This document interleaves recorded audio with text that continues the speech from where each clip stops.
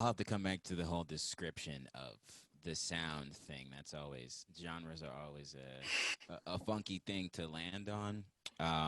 But I've been making music since uh, as long as I can remember.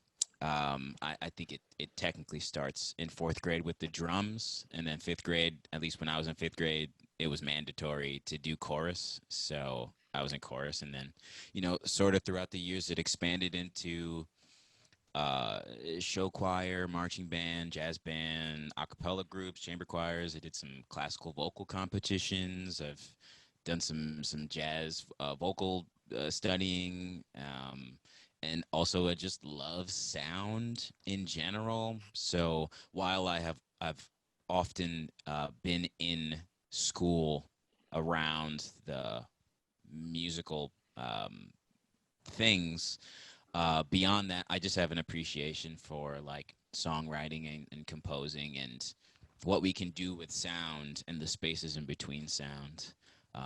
Genre wise, because I love sound, it's kind of just like a jambalaya of all of the things.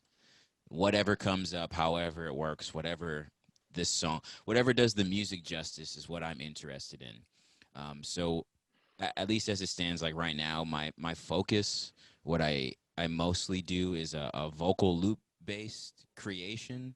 So I'll tell stories and create songs from scratch using my voice. So I'm like a sort of one man barbershop quartet a cappella group meets Kanye West with the auto tune. So it's cool. Yeah. Okay, so when I was a kid, I had some uh, restrictions from my mother for one reason or another. So there were some things that I was not able to like intake or listen to. So like hip hop, I didn't grow up on hip hop. I didn't grow up on jazz or like R&B or soul music or none of that really. But what I would listen to on the radio is like a lot of the alternative hits of like the 70s and the 80s. So the Elton Johns, the Chicago's, Billy Joel, the Stevie Wonder, Michael Jackson. It's just like, but like all only the hits. Whatever they would play on the radio is the things that I would be intaking. And on top of that, some folks listening to this might relate to on Saturdays or Sundays. Sometimes they're cleaning days. And when it's cleaning days, mom is tossing up whatever she wants to play from her CD collection, and my mother has a range of things that she would like to play. So there would be a couple tunes from around the world that she would bump. There's some Middle Eastern tunes I don't remember the name of, but I remember the sort of feel of. There were some Brazilian tunes uh, that just have like a really solid, beautiful groove to them. We also went to a bunch of different churches, and so there is a range of hymns and styles and things that I was opened and exposed to. So I would say that my first favorite artist was Elton John, or Sir Elton John.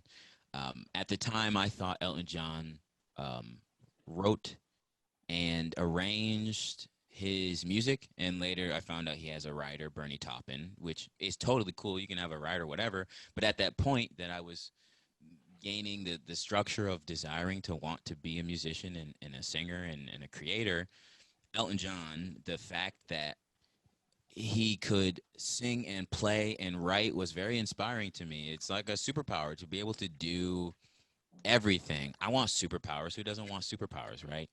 So it was Elton John first. One of the first CDs I bought was I think it was The Killers, Day and Age, which I don't know if anybody really listens to the like Killers albums other than like Hot Fuzz and like a couple other ones, but that album I would have on repeat whenever I was home, and then like my next album that I purchased was Coldplay, Viva La Vida / Prospects March. Get a bang for your buck. You got two CDs in there, and so I really connect to I guess alternative music at that time. I loved Coldplay's musicality and storytelling capabilities mixed with what they chose to create as their sort of sound palette. Same with the Killers. That album is like a fantasy of sort of weird ranging of sounds. And the last song on that album is called Good Night Travel Well, and it's this slow droning build off of an orchestral piece where like there's like a tuba or something that starts, and then it builds and builds and builds and it explodes, and I love the sort of lingering and longness of that song, of being able to pull a story out over a long period of time, but also maintain your interest. Then there's like the Fray. I really like singing the Fray. I like their storytelling. They have a lot of great music and things. Um, Also really love folk. So like Mumford and Sons was really great. Um, Homie stomping on the bass drum. And there's others like going rocking hard, playing the banjo.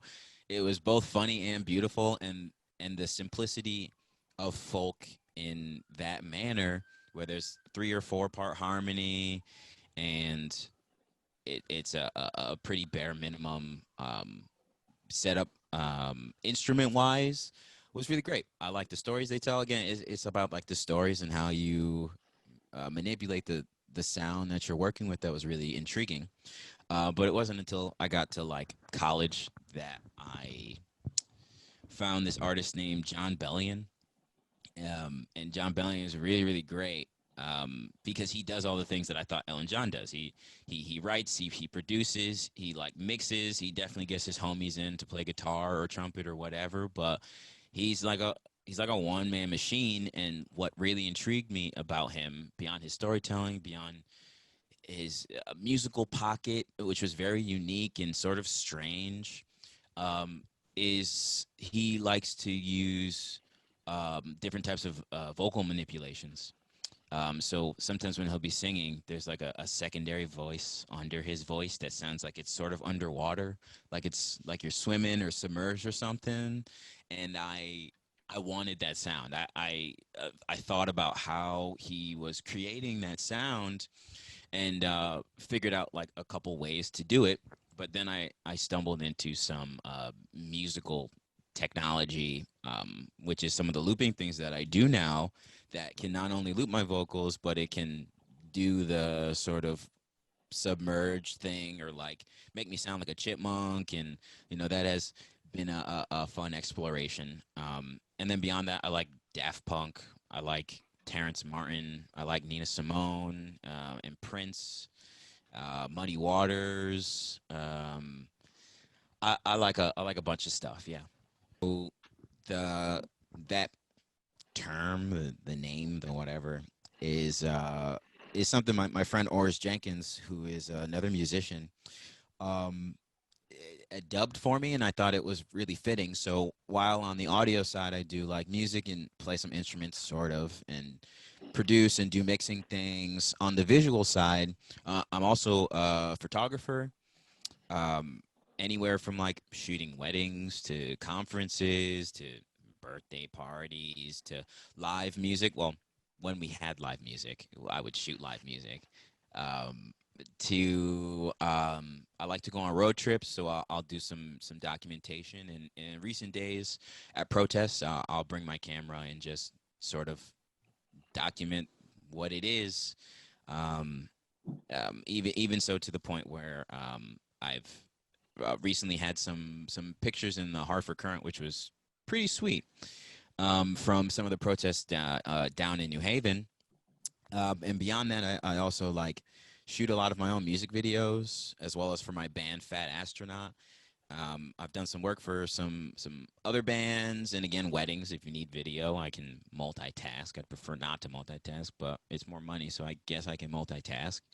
Um, and and as well as some like acting and some modeling and stuff. So audio visual artist kind of just encompasses like all of the realms of things that I have done, I'm willing to do, and potentially capable of figuring out in the future. Yeah.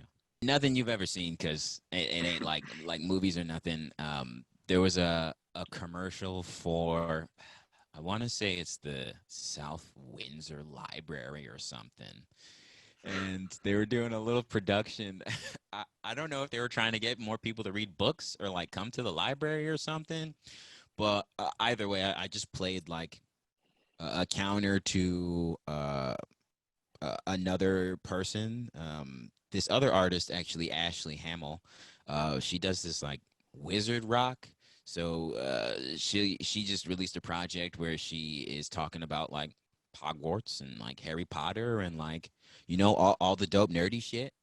Um, and so I'm counter to her. We're sitting at this library table and we're kind of just going back and forth, and things just get crazier and crazier. And like, oh, we're talking about having a library card and what you can do with your library card. So like, you can take out books, but you can also use. They have like a 3D printer. You can use the internet and some other things. But then we get extravagant. So like, she's like, oh yeah, and this library card could be used as a ninja star. And I'm like, what? And then like, you chuck it and it gets stuck in a book or something like that. So it's just a little bit of those, as well as uh, this other artist, Alyssa Hughes, out of the Waterbury area. She has this music video called Red, and I play the antagonist to her.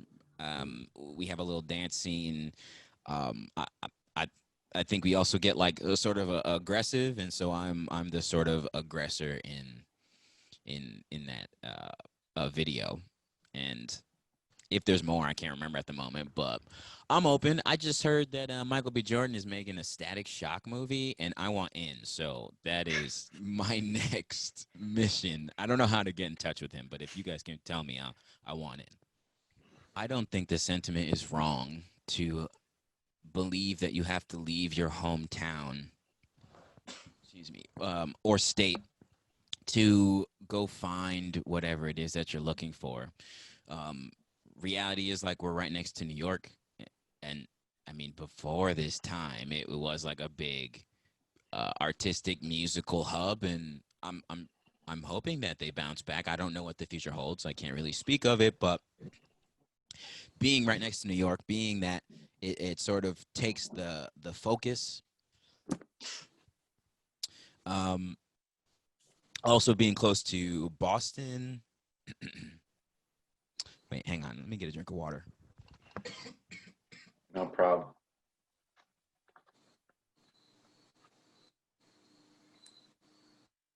Me too. Hydrate or dehydrate.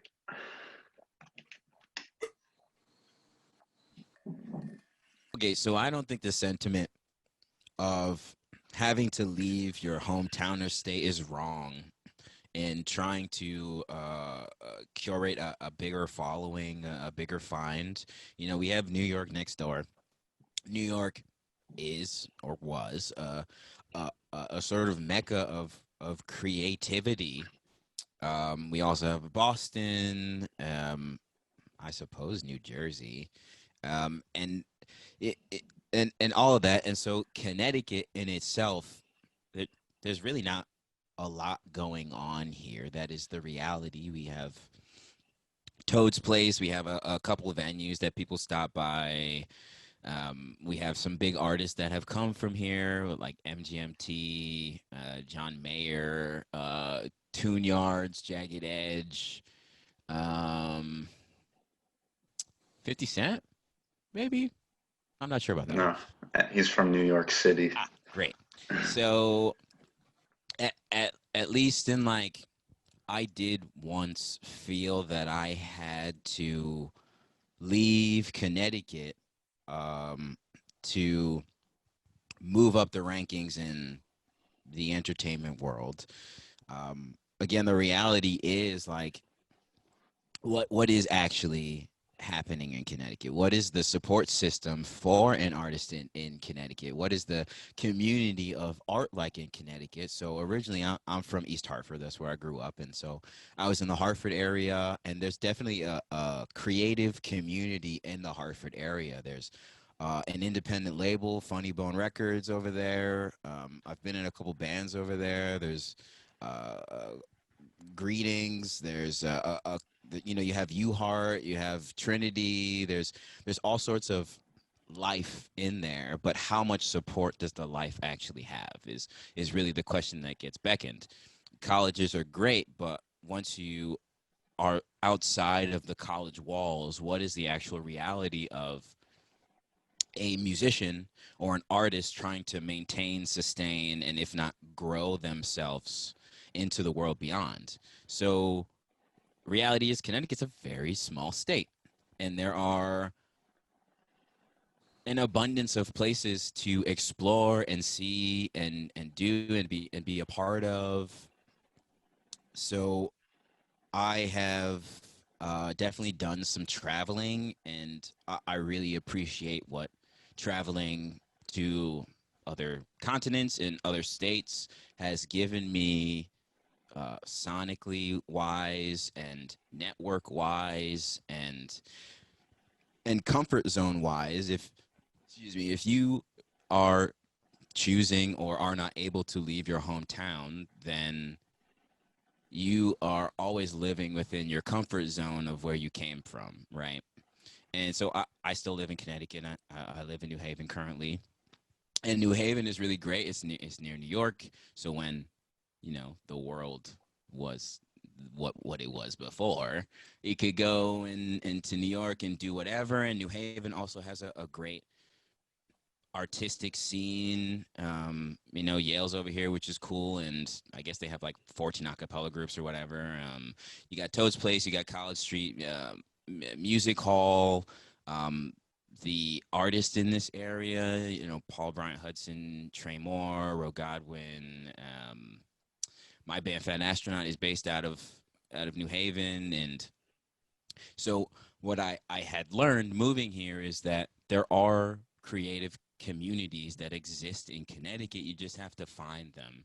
Um, but beyond that, what are the opportunities for an artist to make a living and like sustain? Because if you have, I don't know, 6 people in your band and you have a gig and you're getting a cut of the door at the end of the night, you maybe make $100, if that, and you're splitting that 6 ways. You can't really sustain a life off of that. So, like, even touring, leaving your state to go play in other places is really important when we could do that. Man, what a world, man. Uh, Touring was important when we could do that, because it does sort of up your visibility and up your network, unless you're really good at using the internet, which I think everybody is forcefully having to get deeper into being good at the internet. If you weren't before, you're at least 2 tiers better than you were before. So I know some homies who have found groups that have become very successful off of like forums on the internet, and that worked, and they moved from here to another state and they worked on their things, and they have moved up the rankings. But at least for me, I have been in Connecticut. I have stayed living here because it has worked in my favor to be a sort of unique artist in the whole looping aspect. There are a couple loopers that I know of, Sarah Golly, Addie Edwards, that are local artists, and they do really cool looping related things, but their loops are very different from what I'm doing, from the exchange that the artist has to the audience. And so I've been really lucky to work with some school systems, to teach some classes. It's been really sweet for me to do some like college shows in other states, but also close, such as this. Um, and I have had, my band Fat Astronaut and my own solo music that has sort of kept me afloat artistically to invest in. Um, so I guess it kind of beckons the question what these people, whoever you're talking about, are actually investing in. What is their community like?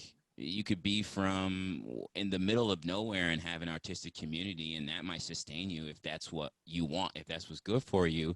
But uh, uh, the world's a big place, and I definitely recommend when we could do this to see the place as is. Yeah. So Fat Astronaut, that's PHAT space astronaut $ for the S. Um, we got together in 2016. Our guitarist Mark Lyon, who's been in a handful of other bands. Mark has been in the music scene for like twice as long as I have. Um, he was in a metal band called Xenosis, and some other bands called Justin Company, Mr. Council, Snooty Garland. There's a pretty rich history of music in the New Haven scene, in the like sort of New Haven area. So Mark and I had a performance together at a spot in New Haven called PST, Pacific Standard Tavern, and the show was the I think it's the 20th anniversary of Brown Sugar by D'Angelo, which is a great album, and D'Angelo is a fantastic artist. Um, and so we were on this show together, and then maybe a year later, he hit me up about wanting to start a band. And his description was something with a fat ass, that makes you dance, or like and he also referenced the band Hiatus Coyote, something along the lines of a Hiatus Coyote type thing. In my opinion, we sound nothing like Hiatus Coyote, but they are very good, and it is a pretty great thing to like shoot towards. So we got together, um, and the first song we wrote and it's on streaming services if you so decide to look it up. Whoever is listening in this thing is called Green Eyes, and Mark said he'd been sitting on this sort of riff for a couple years, and he played it for me, and I pretty much instantly had an idea for the song. And so since that period of time, the songs have just kind of been. Mark and I have a really great dynamic of being able to exchange music and have space where we just kind of see what happens. And the band now has 7 people in it, and it's molded and formed and shaped and changed into very different things, but it always organically shifted into what it needs to be. I think at our largest we had 9 people or 10 people. So there's me. I do the lead vocals, as well as some of the backgrounds. With some of the pedals that I have, like I'm singing one note, but it can accompany me with 2 more notes, so I can at least do like a whole little mini choir. Um, then we have Mark, who plays guitar, Brendan, who plays bass, Dylan McDonald on flute and saxophone, Stephen Gritz King on keys, on the keyboard and saxophone. Travis Hall on the drum set, and then Michael Knobloch on the auxiliary percussions, so like djembe, congas, chimes, tambourine, and things. Was that 7 people? I think so. And then at some point we had like 2 background singers. Um, and so our music, I guess we're sort of classifying it as future soul. It sort of encompasses all of the different feels that we all really like. So Mark is like half a metal head and half a hip hop head. I know he grew up on like Snoop Dogg and loves Dr. Dre, um, and also loves this band called Death, which is pretty good. It, yeah, it is good. Um, and then like Dylan is a walking encyclopedia of music and things. He went to Oberlin and like studied music, and that's definitely had an impact on his musicality. Our keyboard player Grits, he's an actor and does some like theater work, as well as a teacher. Um, his main instrument is sax and his secondary is keys, but he brings a beautiful palette to our sound. Our bass player is a nerd, but like he like teaches graphic design and coding and stuff, and loves video games, which is really why I'm calling him a nerd. Um, but I guess the coding thing is more nerdy than video games, but whatever. We're all nerds to some degree. I'm a nerd for music, but he's a nerd. And he brings a sort of digital technicality to his playing. He's quick with the draw of learning and figuring out how to play things. He comes with a good counterpoint of ideas. Travis has been playing drums for forever, and he's just really good. I don't really know how to explain him other than he's very, very good. And Brendan Knobloch on the auxiliary percussion and Mark have been in bands together. They like grew up together, so they've been playing together for a really long time. Um, and so it makes playing with each other kind of easy. We don't hate each other. It's nice to be in a group where you like each other enough where you can respect each other, share space, share your musical ideas. If you get shot down because your idea isn't it, that's not where we're going, then like it's cool, but at least you have the space to share what you're trying to get across. So a song can be anywhere from jazz ish to hip hop ish to popish to R&B to electronic-y, trippy things. It's sort of all over the place, but boiling it down is like very hip hop influenced, very I guess rock influenced, and very experimental in the sense like wherever we land, it let's just see what happens when we make music together.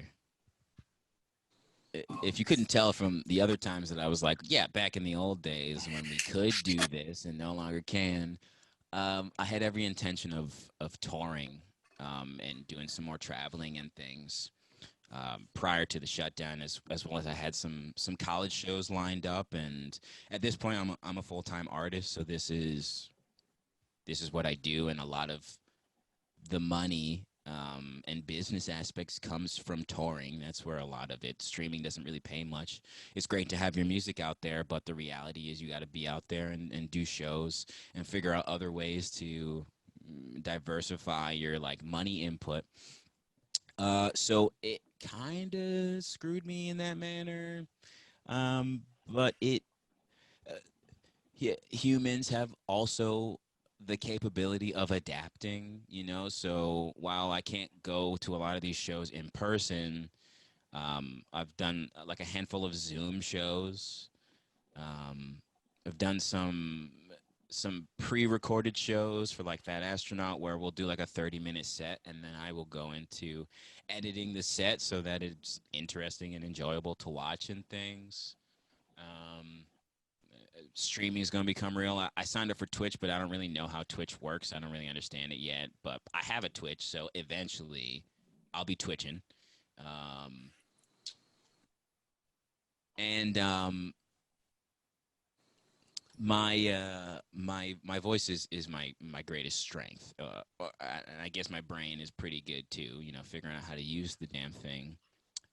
But finding ways to use my voice in other means. So, like, I'm looking into doing voiceovers, whether it's radio commercials, car commercials, TV commercials, advertisements, podcasts, jingles, all sorts of things that you can do with your voice, whether it's audiobooks or like animations and things. And more recently, because I do compose, because I don't just sing, it's my main thing, but I also like produce and like make music in other means. I have done some work with the music school Juilliard to compose some music for a couple of their plays for their drama program. They were going to be in person, but of course they had gone online. So they too, even an establishment like Juilliard, is trying to figure out how to stay afloat and also, do the classes and figure out how to basically do the same things they used to do, but not the same because you can't do it the same. So what they decided is they're doing a Zoom um, festival of these plays, and so I got recruited to do two plays over there. Where one of them I'm composing some music. I was doing a little coaching for the actors as to like how to sing it. I got to make some songs from scratch and do some scoring for the films. And then the other one I was doing some foleying. Foleying meaning you are designing like ordinary everyday sounds. So if it's thunder or footsteps or helicopters or whatever, you are creating that sound to be in that movie or film or whatever, the score. So I got to do some foleying too, as well as some like lip syncing things. Zoom has a latency. A lot of the recordings were happening on Zoom. So when they're doing their acting pieces, it kind of looks like an overdubbed kung fu movie, where like they're speaking in another language, but the lips don't sync up.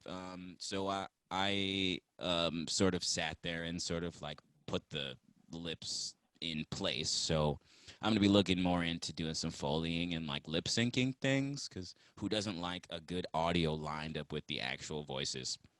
And who doesn't need like a little bit of scoring and something for their music and whatnot? So yeah, the challenges are music in the real world was a fundamental part of the connection and a lore of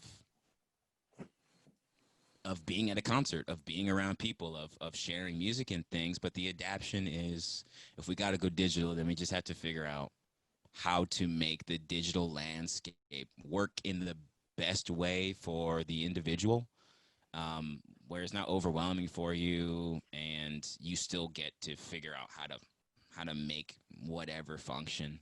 So yeah.